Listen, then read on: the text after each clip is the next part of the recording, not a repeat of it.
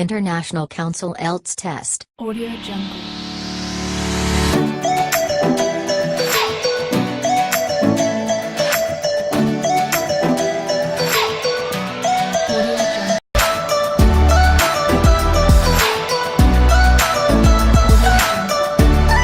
You will hear a number of different recordings, and you will have to answer questions on what you hear.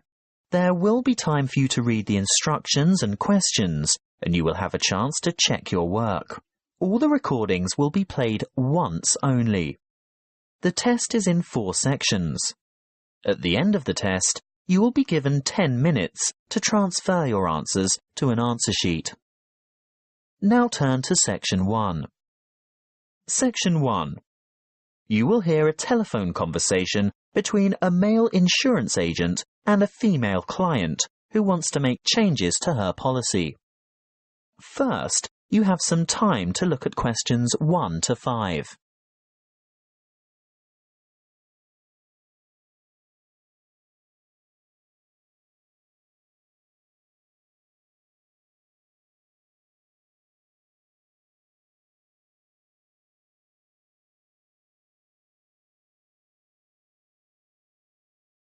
You will see that there is an example that has been done for you. On this occasion only, the conversation relating to this will be played first. Good morning. Tauber Insurance Company. How can I help you? Good morning. I want to alter my insurance policy. Is that for your house, contents, or vehicle? My vehicle.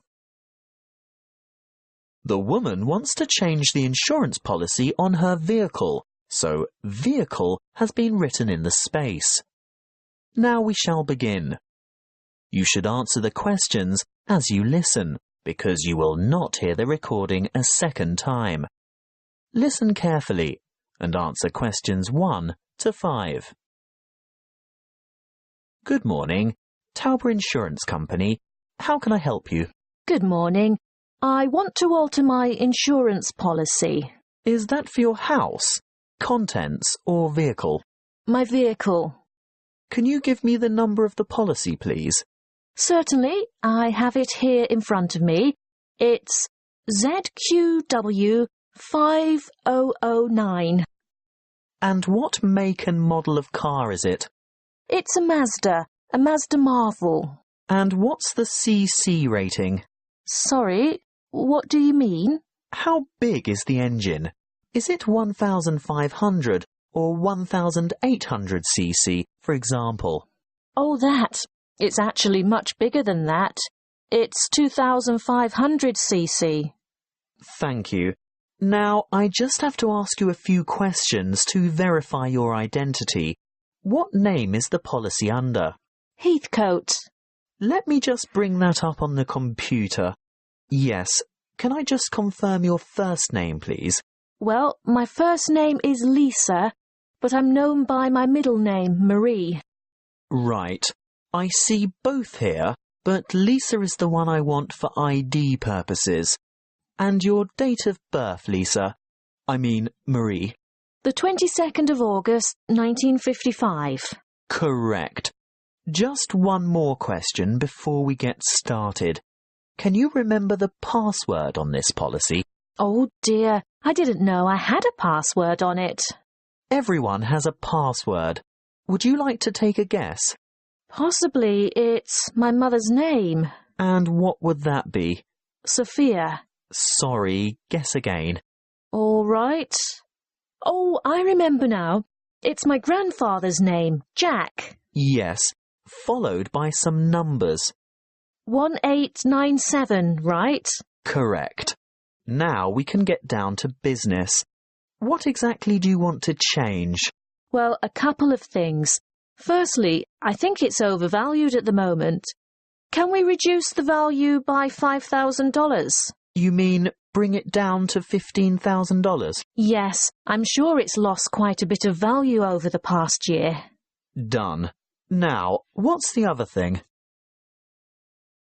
Before you hear the rest of the talk, you have some time to look at questions 6 to 10.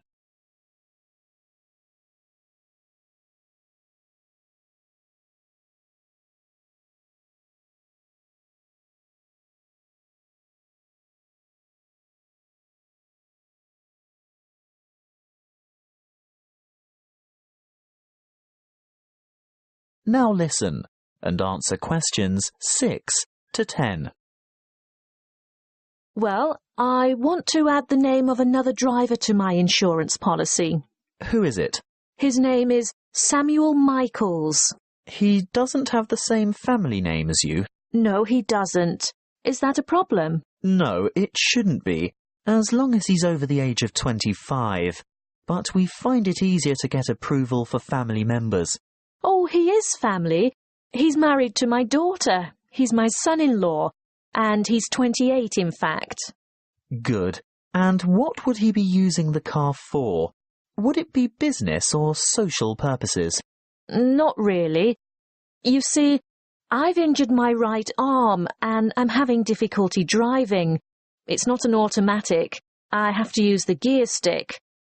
And Sam, that is Samuel, offered to drive me to my appointments and so on.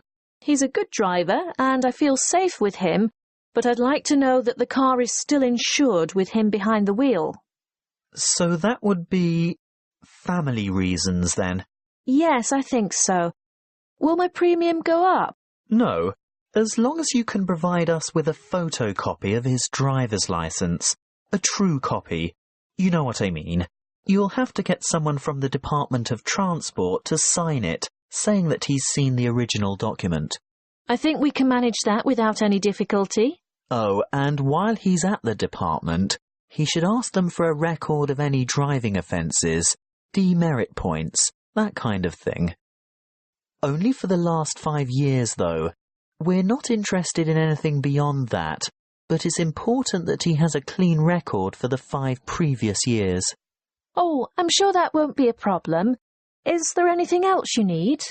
Just the date for when you'd like this to take effect. Today, if that's possible. Yes, we can issue temporary cover from today's date, but full cover won't apply until we've received the paperwork and it's been approved. What exactly is temporary? He'll be covered for 2 full weeks, but it will lapse after that time if there's any problem with his credentials. That is the end of section 1. You now have half a minute to check your answers.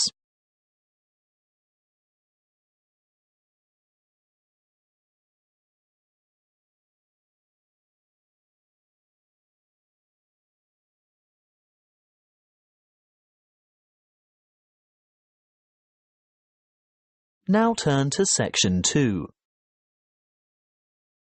Section 2. You will hear a tour guide talking to a group of visitors at a museum. First, you have some time to look at questions 11 to 15.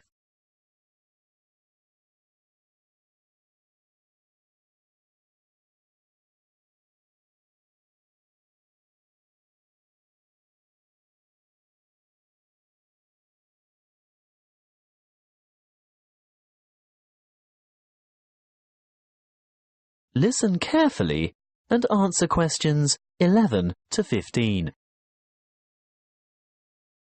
Welcome to the museum. Before we go inside, I'd like to remind you of 1 or 2 things.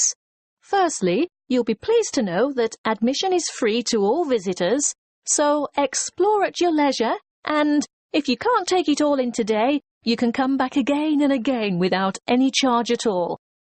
Opening hours are from 10 a.m. to 5:30 p.m. most days, but the museum closes a little later on Thursday and Friday evenings. There are new multimedia guides available in 10 languages. They can be picked up from the desk in the covered courtyard for £4.50, and you can have it with you all day, from opening time in the morning until half an hour before closing. But you will need to produce ID. A passport, driver's license or national identity card are all acceptable. These multimedia guides have audio commentary as well as images and an interactive map for easy navigation. They're simple to operate, and you will get a more detailed insight into many of the objects in the various galleries. As a security measure, apart from your camera and a purse, wallet or small handbag, your other belongings such as large bags, coats and umbrellas will have to be left at the cloakroom. Please note that the museum has recently revised the regulations for the size of bags and parcels that it will accept in its cloakrooms. I think the maximum size is 40 by 40 by 50 centimetres with a maximum weight of 8 kilograms. The only exception to this is prams and pushchairs. There is a charge of £1 per item. The main cloakroom is to the left of the main entrance, and there is another one at the north entrance.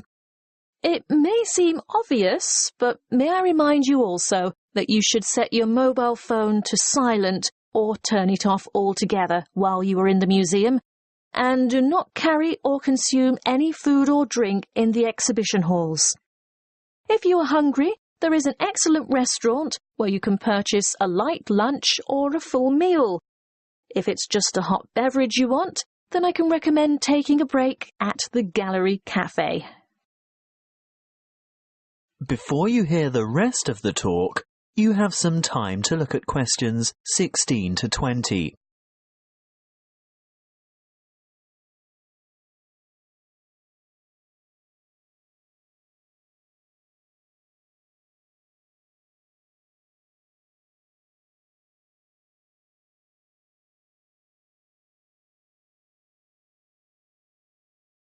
Now listen and answer questions 16 to 20.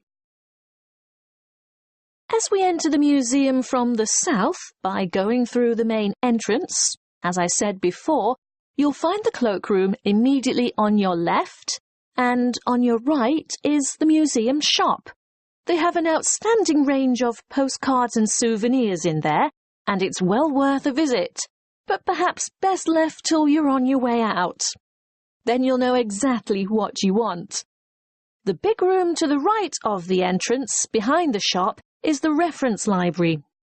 Straight ahead of you, yes, the huge circular room is the main reading room. If you decide to go in there, please keep noise to a minimum out of respect for the writers and scholars who use it for their research. The reading room is surrounded by what is known as the Great Court. Indeed, it used to be an open courtyard, but you will see that it is now completely covered by a magnificent glass and steel structure. If you walk around the Great Court in a clockwise direction, on the west side you'll see the entrance to the Long Hall of Ancient Egypt, which has an amazing collection of Egyptian antiquities.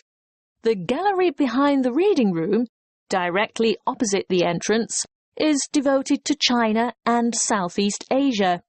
Here you'll see Chinese civilization explored chronologically from the Neolithic period through to the 21st century. The restrooms for both men and women are located in the northeast corner of this floor, but don't worry, there are others available on the floors above. Another huge gallery extends along the eastern side of the courtyard, and this is given over to Greece and Rome. The sculptures in this section are absolutely spellbinding. Take your time looking at all the exhibits, and when you're ready to view what's on the next floor, take the magnificent marble staircase by the entrance. That is the end of section 2. You now have half a minute to check your answers.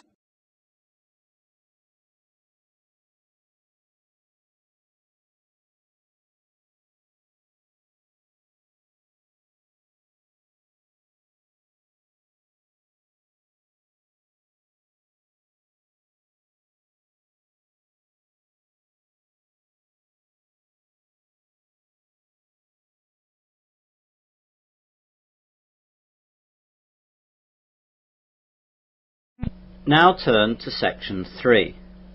Section 3. You will hear two students discussing a seminar report. First, you have some time to look at questions 21 to 25.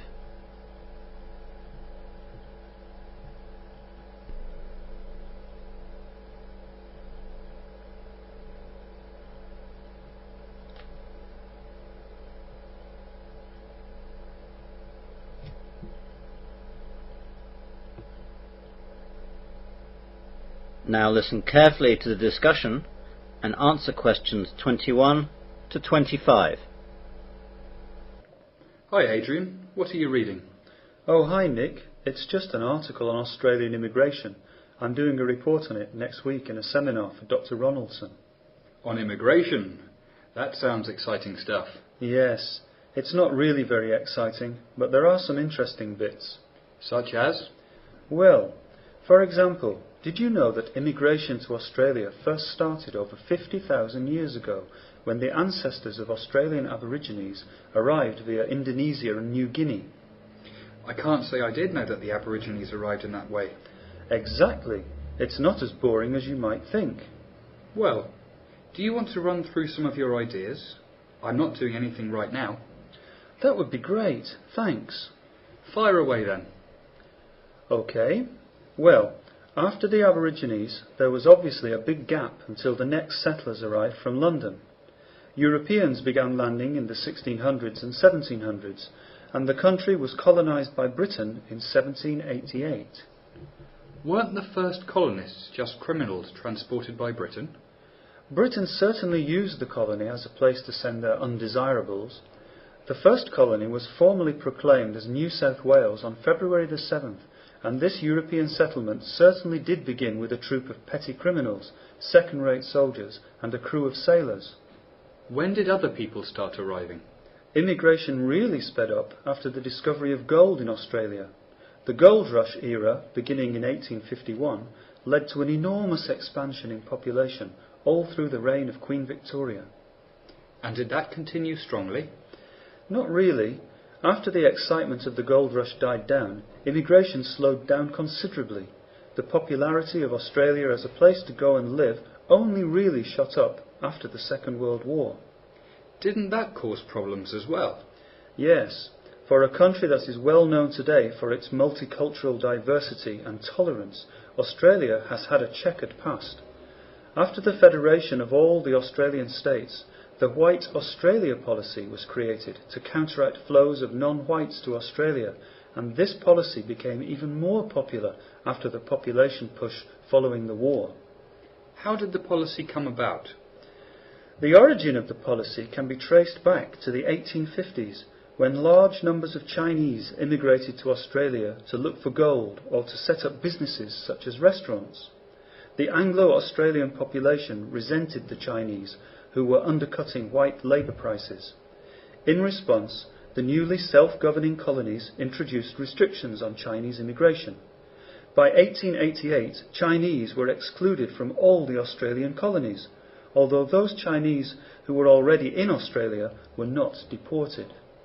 And how long did it go on for? The effective end of the White Australia policy is usually dated to 1973, when the Whitlam Labour government implemented a series of amendments preventing the enforcement of racial aspects of the immigration law. It had been fading for some years, though. Under the 1950 Colombo Plan, students from Asian countries were admitted to study at Australian universities. This trend continued when in 1957 non-whites with 15 years residence in Australia were allowed to become citizens. You now have some time to look at questions 26 to 30.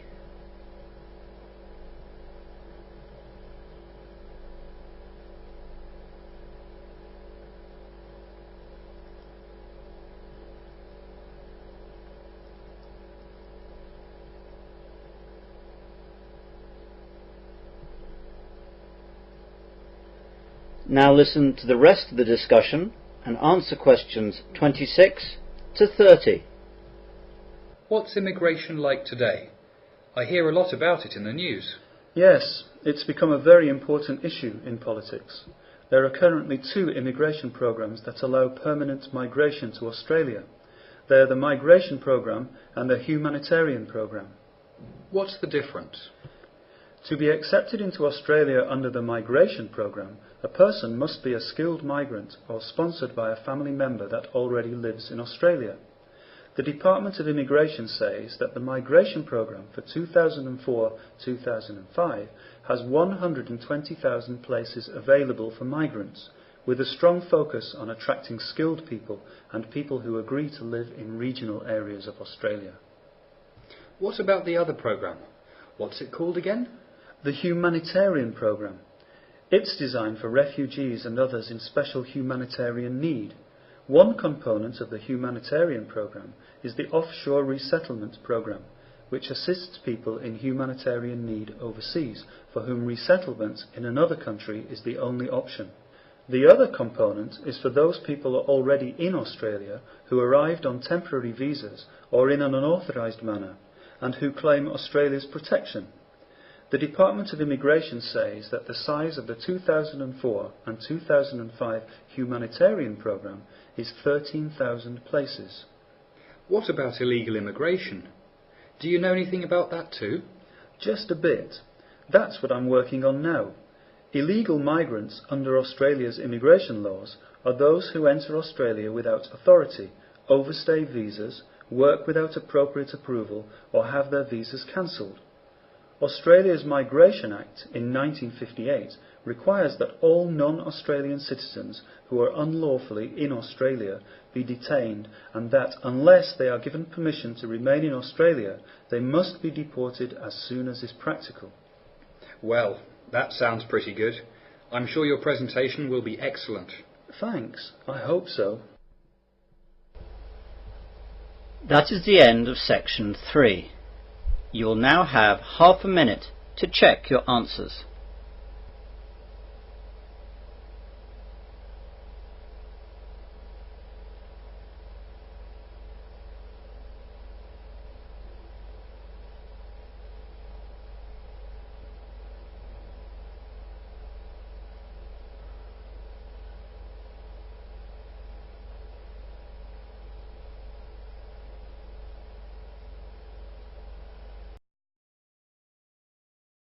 Now turn to Section 4. Section 4. You will hear a lecture on immunity and immunisation. First, you have some time to look at questions 31 to 40.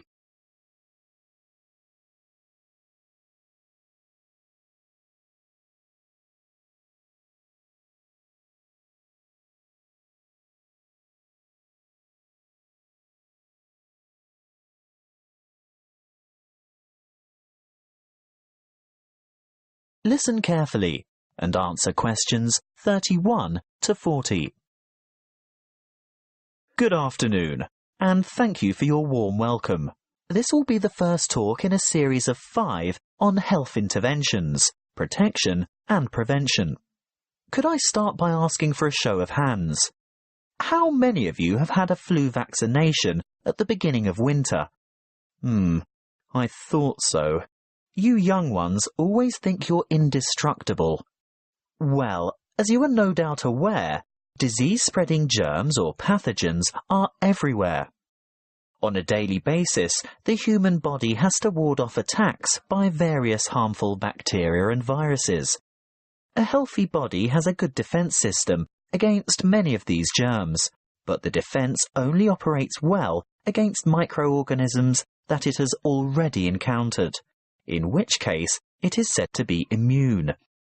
There are 2 ways in which humans acquire natural immunity. Actively, when a person has first suffered and then recovered from an illness, and passively, when ready-made protection is transferred into the body, for example, from the maternal blood via the umbilical cord to an unborn child, or through breast milk.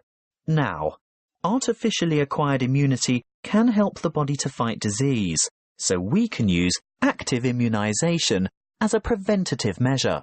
This is when a person is vaccinated against an illness by injection or oral ingestion of a tiny amount of weakened or inactive germs, not enough to actually cause him or her to contract the illness, but sufficient for the body's defense system to recognize and respond to the threat by forming antibodies.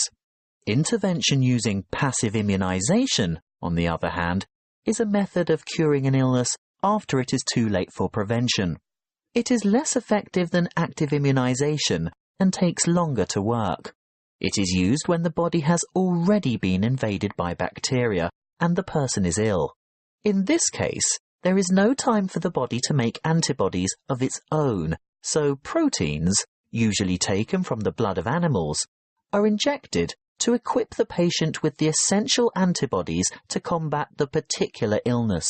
Let's have a quick look at a bit of history. The discovery of vaccination to boost the body's immune system by making it sensitive to particular disease-causing bacteria was made by an 18th century English doctor called Edward Jenner. He noticed that survivors of smallpox, a common but extremely dangerous disease, never contracted the disease a second time. In other words, they were immune. He studied a similar disease in cows called cowpox and realized that people in contact with the infected cows became ill with symptoms resembling smallpox. However, this disease was quite mild by comparison, and those who contracted cowpox were then immune to smallpox. He conducted an experiment by injecting a child with a small amount of pus taken from a cowpox pustule. The child subsequently became ill, but soon recovered. Later, he injected the child with pus from a smallpox pustule, and the child did not get sick. He had developed immunity to the more dangerous disease. The antibodies produced to fight the cowpox bacteria had been able to fight off the smallpox bacteria. What are antibodies? Well, antibodies are made by white blood cells called B lymphocytes, and this is done in response to the presence of antigens, or other bacterial toxins, which have been released by the microorganisms, what we commonly refer to as germs, that have invaded the body. These Y-shaped antibodies, or you can think of them as antitoxins, may stop the toxins or repair the damage they have done by what is known as the antigen-antibody reaction, which takes place within the plasma of the blood. A correct antibody, for that disease, clings to a particular antigen in order to render it harmless. Large numbers of these pairs clump together to form a bigger unit. This is called agglutination and is able to be seen by the naked eye, which is very helpful for doctors and other specialists to determine which illnesses a patient is immune to. Inoculation or active vaccination can protect people from serious diseases. The vaccine may make a person feel unwell for a few days when the immune system starts to produce antibodies to match the introduced antigen. This is called a primary reaction. If that particular antigen should ever enter the body again later, a secondary reaction takes place. The body is then able to produce large numbers of corresponding antibodies within a short time, so the invading antigens are quickly wiped out, without the person suffering any harm from the disease. That is the end of section 4. You now have half a minute to check your answers.